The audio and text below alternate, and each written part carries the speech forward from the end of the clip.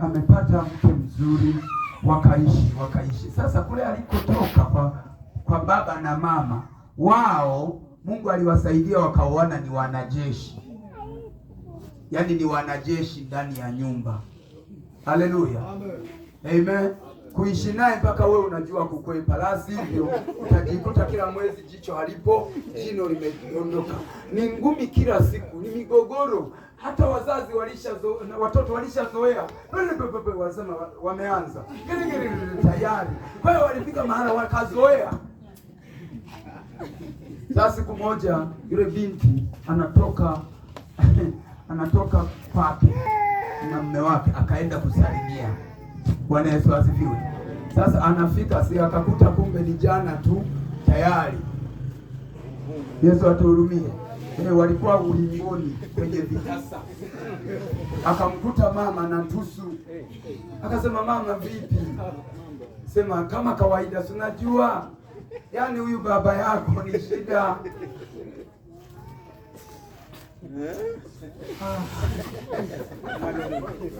Yule binti akaanza kusema, kwa kweli na nyie ifike mahala mkue, yaani tangia.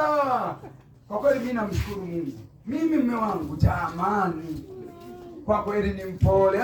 Mimi niko paradiso, ni mpole kabisa, ni mpole, wala mimi Sasa utashangaa. Haleluya. Akasema, yani hata kama ningefanya nini ananisamehe tu, ni mpole, hata kama ningefanya nini Yesu atuhurumie.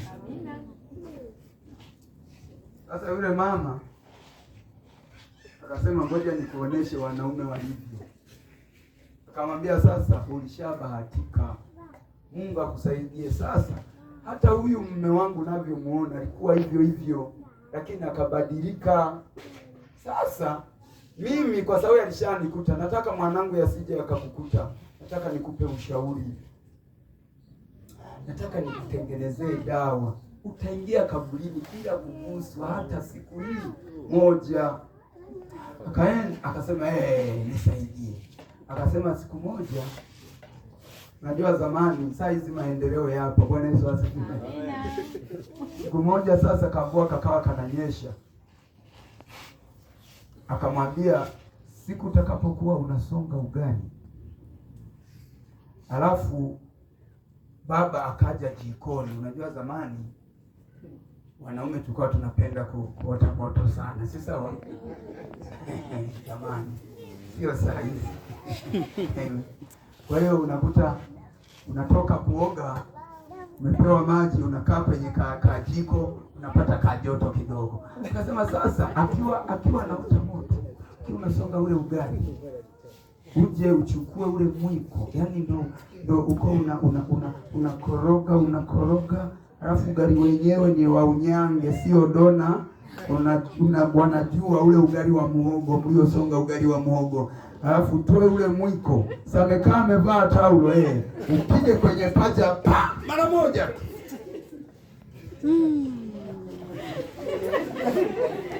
Asema utakuwa umemaliza, mpaka utaingia kaburini bila kuguswa. Yule binti akasema asante. Na kweli siku hiyo kamvua kananyesha, akampelekea maji. Tena anamwambia, si uje uwe unaota kamoto, tuwe tunaongea wakati ninarekebisha. Na baba akasema, maana ni mpole jamani, wanasikilizana. Na yeye akaja, akakaa pale, akawa naota moto. Jamaa kalisonga, akatoa huko, nipa. Haleluya. Alikuwa hajawahi kuona sura ya mume wake. Amen. Kuna kofi moja wanasema kwa kizungu karavanhuvege. Yaani unanao, unaishia kunao, hakuna kwenda kupata matone. Ila hapa huko. Yule binti akasema, kuna nini? Akatoka hapo ni kukimbia kwa mama. Nimepigwa, umenidanganya. Akasema, mwanangu Yesu atuhurumie. Niliona kama kichwani kwako kuna upumbavu, nikataka niutoe huo upumbavu, mwelewe unaishi naye ni nani. Yesu atuhurumie. Amen. Sema huyu anaweza kabadilika muda wowote. Kwa usinicheke ukiona baba yako ananitandika. Shauri anampa mtoto. Angalia huo shauri kwa mzuri mbaya. Mzuri.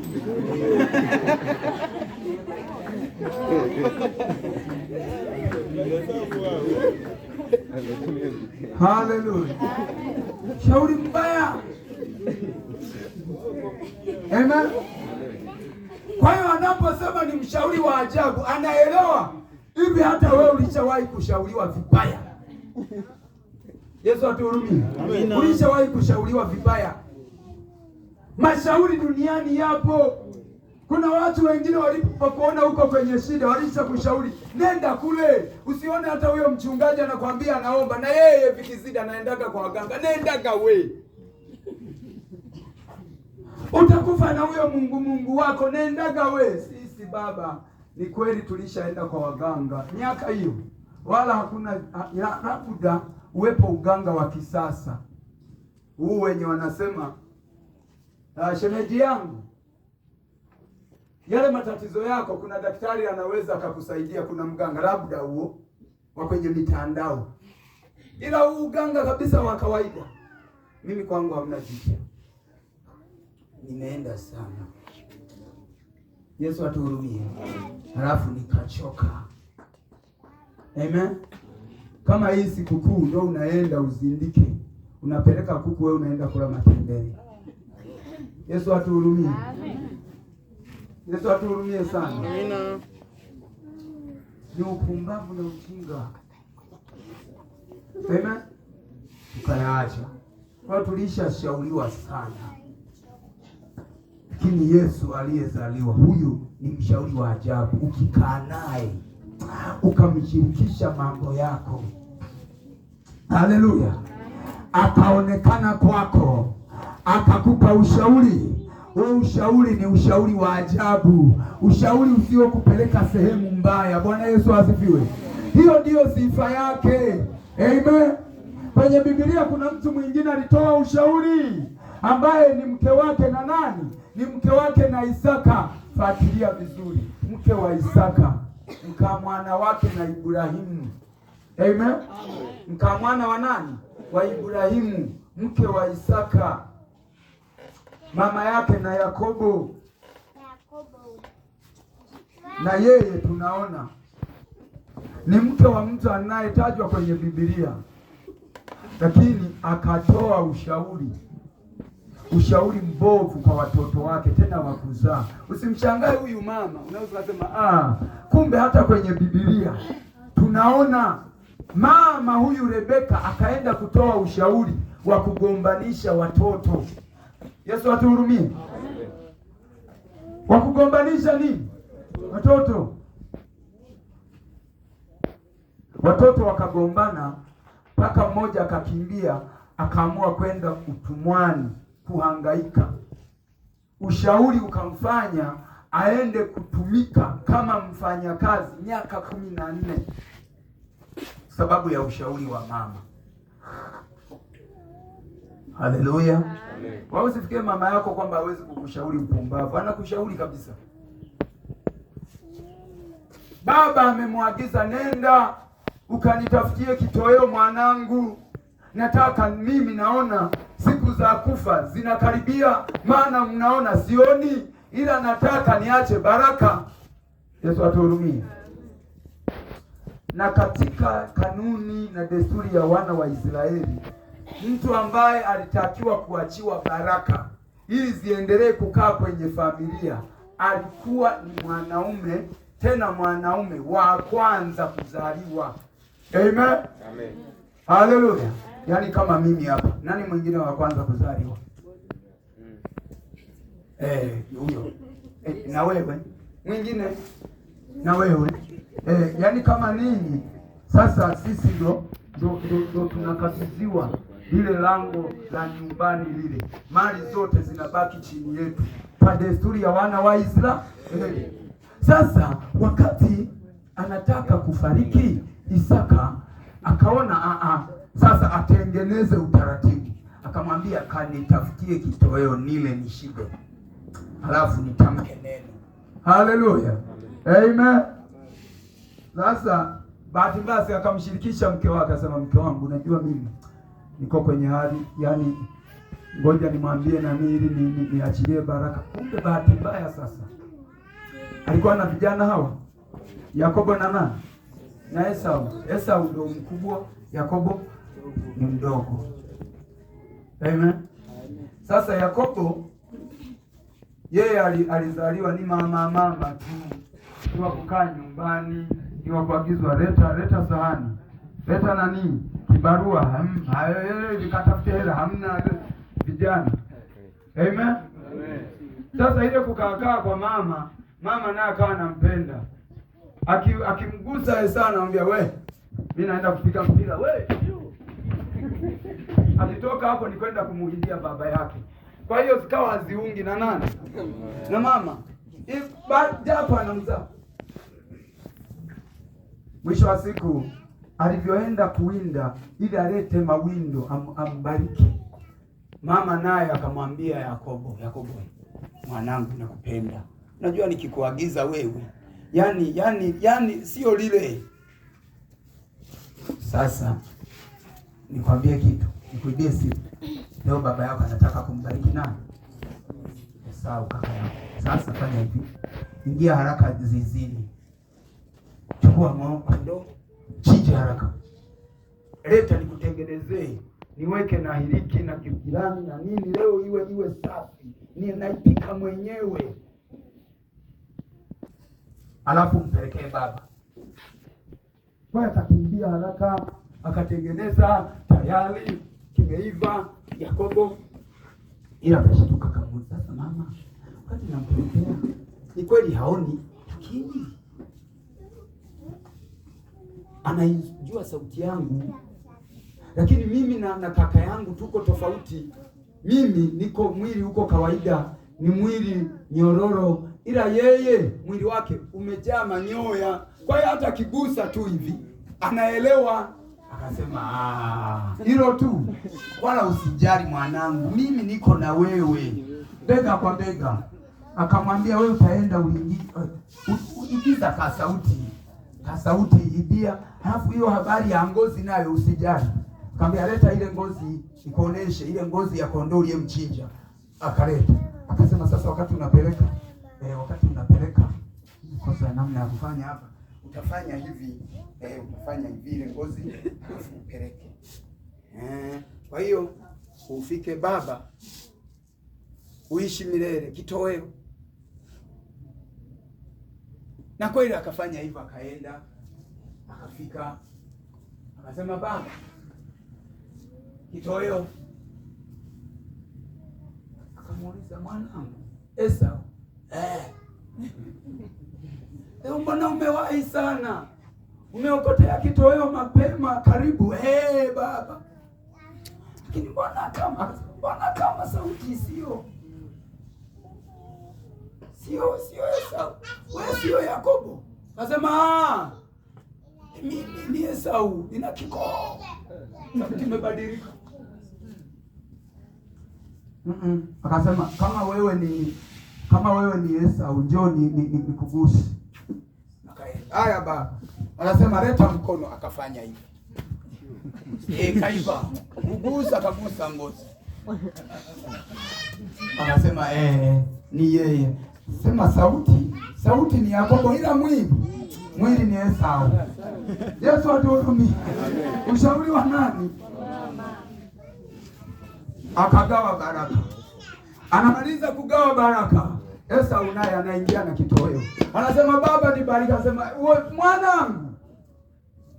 Anasema, mbaraka wameshabeba. Nani? Ndugu yako amenidanganya. Kweli? Anasema, haiwezekani. Walitaka kuchinjana, walitaka kuuana pale. Esau anasema, huyu lazima hafai kuwa ndugu yangu. Kale ka bwana nako kakimbilia kwa mama. Mama sasa inakuwa nasema hapa hali imeshakuwa mbaya. Mwanangu unajua ni nini kimbilia kwa kaka yangu kule kwa Labani. Kimbia ukakae kule kwa kaka yangu. Akafunga safari ndio kukimbia paka kwa nani? Paka kwa Labani. Kufika kwa Labani, mjomba, nimekuja kutembea. Hakusema nini kimemkuta. Umekuja kutembea, nimekuja kuishi hapa kwako. Akamwambia sawa. Sasa huwezi kaishi hivi hivi hapa. Lazima nina mifugo, kachunge. Ukawa mchungaji wa nani? Ndio akaanza kuchunga. Anachunga bure. Paka likakuwa na ndevu, linachunga, yaani ni mfanya kazi wa mjomba wake. Kwa sababu ya ushauri wa nani? Mama. Limekuwa sasa mpaka mjomba naangalia asema wewe Yakobo, umefikia muda wa kuoa wewe. Oa. Ipo tu. Ni nyuma ya ng'ombe. Sema sasa naoaje? Maana mimi ndo hivi. Akasema haina shida. Wewe unataka kuoa Akamwambia kwanza nina mabinti hapa. Si uchague mmoja hapo. Uoe. Alafu ila sikupi bure hata kama wewe ni mjomba wangu. Sikupi bure. Ina maana utakaye mchagua mmoja utanitumikia miaka 7 bure. Ndo mahali yangu. Miaka 7 ni kwenye umande. Ni kukumbana na kupe. Yesu atuhurumie. Na kweli akaangalia akasema nimekachagua aka hapa. Kabinamu. Si sawa? Kabinamu yake. Akakachagua. Akasema mjomba aka hapa. Sawa. Sema haina shida. Haina. Bwana akapambana. Ikafika mpaka miaka 7 kamaliza. Akasema mjomba, baba mkwe nimemaliza, naomba unikabidhi. Sio kwamba alimpa. Alimwambia ukimaliza 7 ndio nitamkabidhi mke. Alafu nakufanyia sherehe mwenyewe. Sendi ofu hapa na harusi hapa. Angekuwa boni. Haleluya. Amen.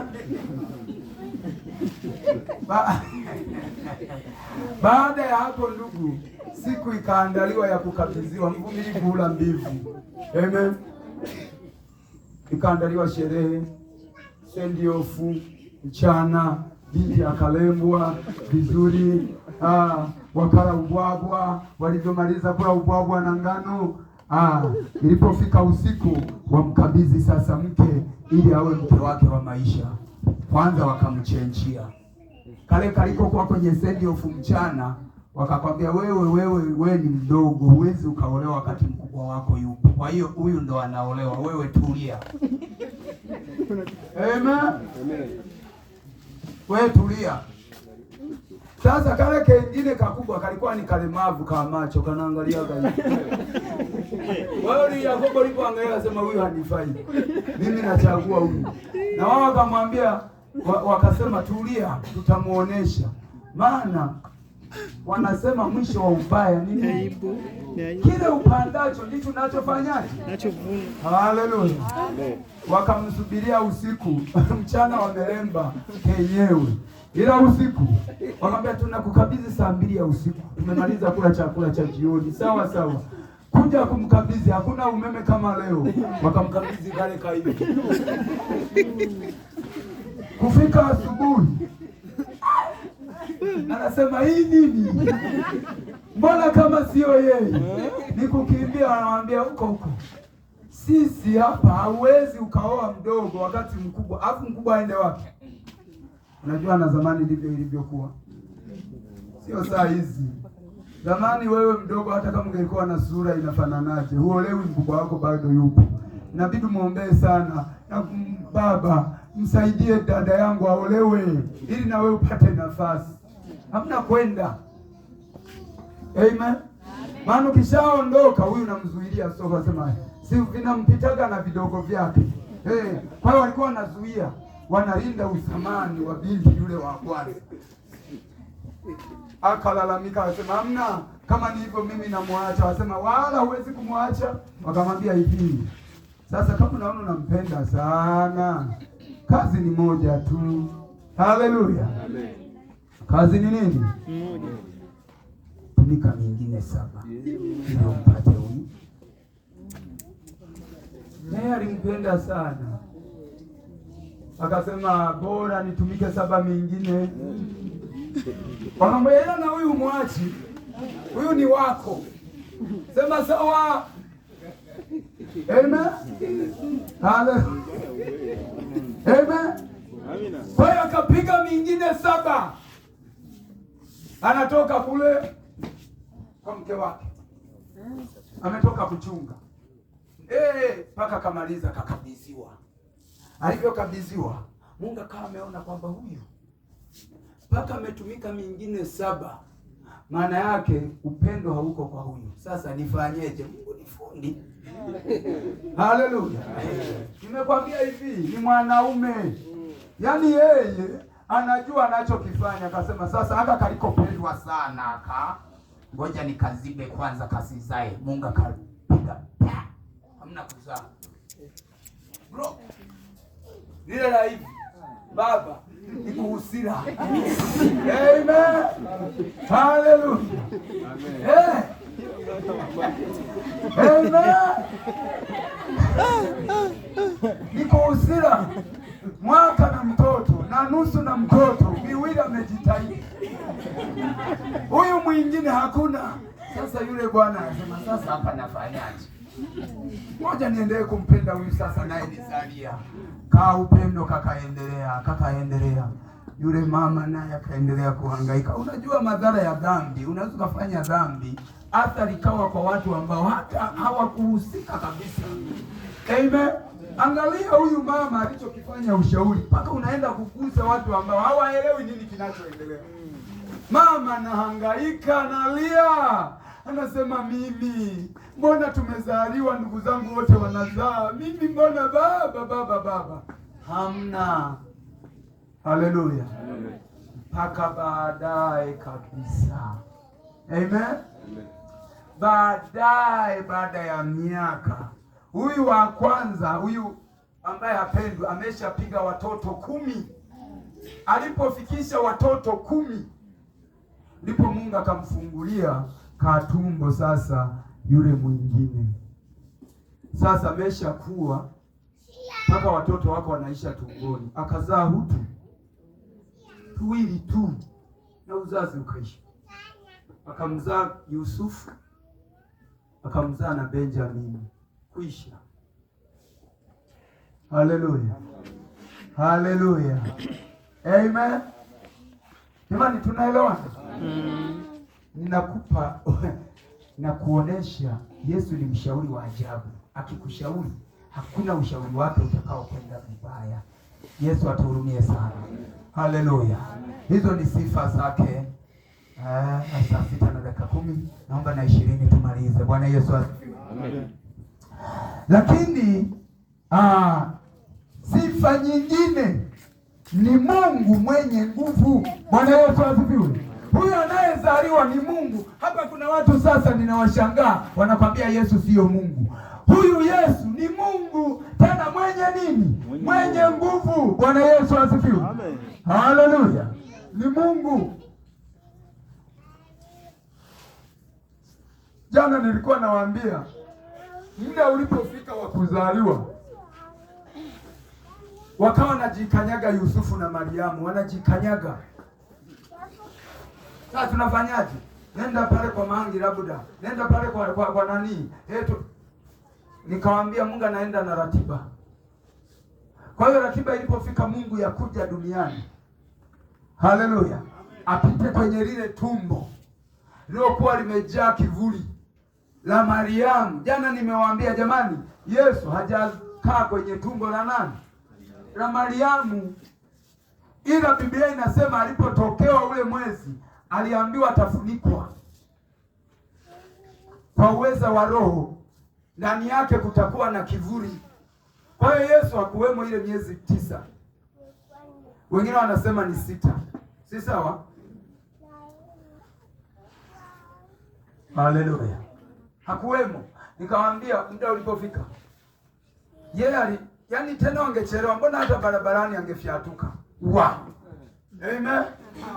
Kwa hiyo wakati wamesema kuna kazizi hapa hakuna cha yani, na maana hakuna cha kusema muite mkunga wala nesi. Hakuna, anajitokea tu. Bwana Yesu asifiwe. Amen. Sio wewe uliyehangaika mpaka unatundikiwa madripu. Mwana wa Mungu alijitengenezea yeye mwenyewe. Ni kafyatuka kama mshale kwenye zizi la ng'ombe. Bwana Yesu asifiwe. Haleluya. Na malaika walifuatana naye, wanaleta taarifa. Bwana Yesu asifiwe. Kwamba mwana wa Mungu, Mungu mwenyewe amezaliwa, amevaa mwili, amekuja kuishi na wanadamu. Amina. Amen. Haleluya. Huyu ni Mungu mwenye nguvu. Hizo ndizo sifa zake. Ni Mungu. Mtu akikuuliza hata huko Yesu ni nani, mwambie ni Mungu. Haleluya. Mwambie ni Mungu. Tena Mungu mwenye nguvu. Haleluya. Amen. Ni Mungu mwenye nguvu. Lakini ule mstari wa 7 ndio unaotaja kipaumbele alivyotuletea. Yesu atuhurumie. Anasema huyu aliyezaliwa amekuja na kipaumbele namba 1, amani. Maongeo ya enzi yake na amani. Kitu cha kwanza, amani ndio kipaumbele. Alituletea amani. Bwana Yesu asifiwe. Kuja kwake alileta amani. Amen. Anasema amani, enzi yake na amani hayatakuwa na mwisho kamwe. Katika kiti cha enzi cha Daudi na ufalme wake, kuuthibitisha na kuutegemeza kwa hukumu na kwa haki. Jambo lingine, alileta hukumu. Jambo la pili. Bwana Yesu asifiwe. Kuja kwake alikuja ameleta hukumu. Mungu alituletea hukumu, sio kutuhukumu twende jehanamu, ila alikuja kwa wale walio wake watakao mkubali. Alileta hukumu juu yao. Alikuja kukutengenezea. Kuna watu leo hii wanahangaika, jana nimesema, wanateseka, wameahidiwa kuuawa. Wengine mpaka saa hizi hawapumui vizuri. Wameambiwa huu mwaka hawezi kumaliza. Yeye ameleta hukumu kuja kusimama katika shida uliyo nayo, akuhukumie haki unayoistahili wewe. Bwana Yesu asifiwe. Amen. Shetani kazi yake ni kutunyang'anya haki zetu. Sasa yeye alikuja kutoa hukumu. Anakusikiliza, wewe una shida gani? Mimi huyu, angalia, baba nisaidie unapoomba. Anasema ni kweli wewe umeonewa. Anasema shida, ondoka, maana hakuna sababu ya huyu mtoto aweze kuumizwa. Bwana Yesu asifiwe. Ameleta hukumu, ameleta haki, ameleta amani. Bwana Yesu asifiwe. Ameleta amani. Hivi ndivyo vipaumbele ambavyo Yesu alikuja navyo. Atupe amani tuliokuwa hatuna amani. Hata leo hii inawezekana upo, una shida, una matatizo, umekosa amani. Amini kwamba vipaumbele alivyokuja navyo ni kukupa amani wewe. Bwana Yesu asifiwe. Haleluya. Ni kukupa amani, ni kukupa hukumu. Amen. Bwana Yesu asifiwe.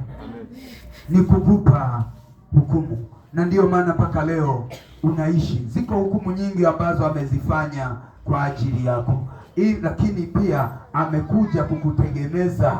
Bwana Yesu asifiwe. Amekuja kukutegemeza, na anasema haya anayoyaahidi kwamba kwako ataleta amani, kwako ataleta hukumu, kwako ataleta haki. Anasema wivu wa Bwana ndio utakao yasukuma haya yaweze kuonekana kwako. Bwana Yesu asifiwe. Bwana Yesu asifiwe. Na ndio maana tuko mahali hapa tukimwadhimisha. Nimekwambia hivi, ukitaka kuishi kwa amani, ukitaka kuishi salama, hakikisha unaambatana na kumruhusu huyu Yesu aweze kutembea na wewe katika maisha yako. Hakuna madhara yatakayo kugusa. Amen. Hayapo. Jana nilikuwa nasema mimi huu mwaka nilikuwa nisiumalize huu. Amen. Nilikuwa nisiumalize. Kuna watu walikaa vikao,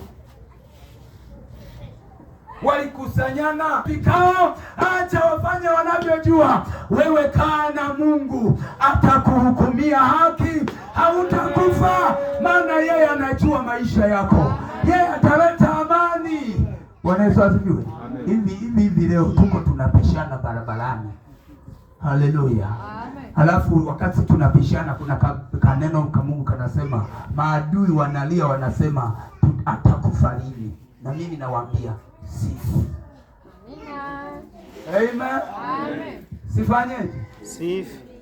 Yaani mpaka Mungu mwenyewe aje anichukue. Haleluya. Na mimi Mungu nilishamwambia, Mungu ulisema tutaishi miaka ishapunguzwa 70 au 80 tukiwa na nguvu. Waka namwambia Mungu, naomba nisogezee nitoke 80, ongeza hata 20 kidogo. Piga Mungu. Haleluya. Jamani, Mungu atubariki sana.